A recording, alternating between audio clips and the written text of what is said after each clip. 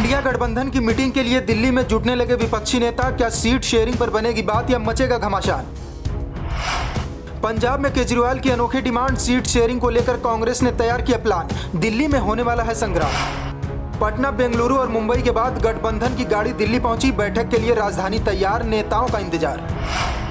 बिहार, बेंगलुरु और मुंबई के बाद अब इंडिया गठबंधन की गाड़ी दिल्ली पहुंच चुकी है। इन तीन जगहों पर बैठक होने के बाद अब दिल्ली में इंडिया गठबंधन की महाबैठक है। ये बैठक इसलिए भी अहम है क्योंकि लोकसभा चुनाव को देखते हुए सीट शेयरिंग और पीएम फेस के चेहरे को लेकर बैठक में चर्चा हो सकती है। देश की राजधानी दिल्ली में इंडिया गठबंधन के नेताओं की जुटान भी होने लगी है। बैठक के लिए एजेंडा तय कर लिया गया है, उन पर चर्चा के बाद अंतिम रूप दिया जाएगा। हालांकि माना जा रहा है कि सीटों का बंटवारा ही विपक्षी गठबंधन के लिए सबसे मुश्किल का काम है। गठबंधन में 2 दर्जन से अधिक दल शामिल हैं। बात बन गई तो कुछ और दलों को भी गठबंधन में शामिल किया जा सकता है, लेकिन बात बिगड़ गई तो यहीं पर गठबंधन खत्म हो सकता है। अब चलिए समझते हैं कि बात कहां और कैसे बिगड़ सकती है। कांग्रेस के लिए सीट शेयरिंग में पंजाब, उत्तर प्रदेश, बिहार, पश्चिम बंगाल बेहद अहम होने वाला है। पंजाब में अरविंद केजरीवाल, उत्तर प्रदेश में अखिलेश यादव और बिहार में नीतीश कुमार और पश्चिम बंगाल में ममता बनर्जी का राज है। यह दल अपने अपने प्रदेश में मजबूत हैं। बीजेपी की सीधे टक्कर इन्हीं दलों से होगी। अब बताते हैं कि सीट शेयरिंग फॉर्मूले में कहां पेंच फंसेगा।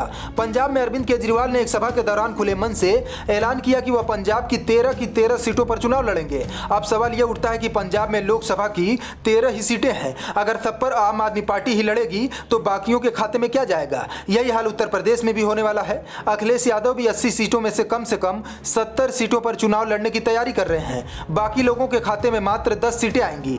यही फॉर्मूला बिहार में भी लागू होगा। अब ऐसे में यही सवाल है कि कांग्रेस इन सभी दलों की बात मानेगी या नहीं। वैसे कांग्रेस ने सीट शेयरिंग फॉर्मूले को लेकर एक जबरदस्त प्लान तैयार किया है। अगर यह कारगर साबित होता है तो इंडिया गठबंधन के नेता भी इससे सहमत होंगे और गठबंधन और मजबूत होगा।